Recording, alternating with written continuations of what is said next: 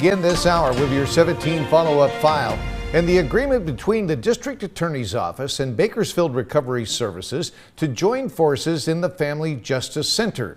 They needed approval from the Board of Supervisors to occupy county-owned office space, but failed to get it on Tuesday. So, what happens next? District Attorney's Office can put the motion back before the Board of Supervisors, but has not yet signaled whether it will do so. 17's Connor Dorr joining us in studio now with more. Connor? Jim, the Board of Supervisors did not hit a majority of yes votes to approve the occupancy of Bakersfield Recovery Services staff at the Family Justice Center. The names of supervisors who took campaign money from BRS leadership were drawn out of a hat in order to conduct county business. The two supervisors drawn, Chris Parlier and Jeff Flores, who took money, voted yes. Philip Peters, who did not take any money last year, voted no. Peters' vote stopped the motion from passing.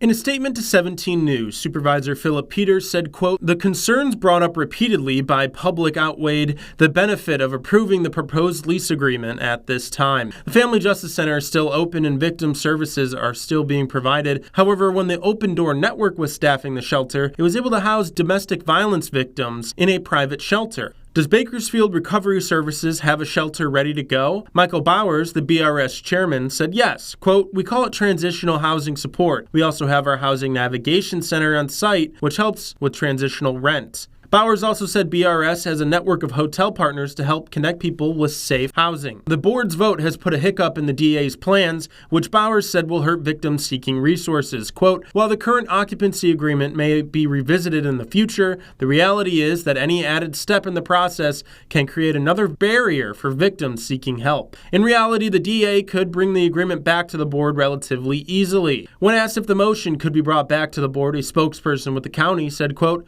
"Assuming some change in circumstances or additional information, yes."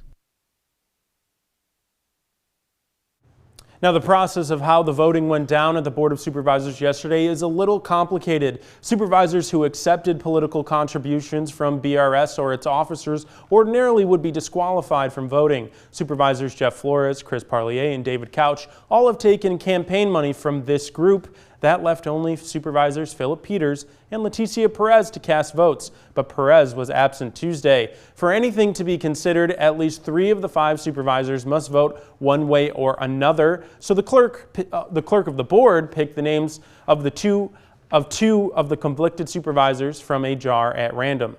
They were Supervisors Flores and Parlier. Supervisor David Couch was not picked and so did not participate in Tuesday's action. Along with Peters, Flores, and Parlier, made the quorum for the decision on Tuesday. In studio, Connor Dorr, 17 News.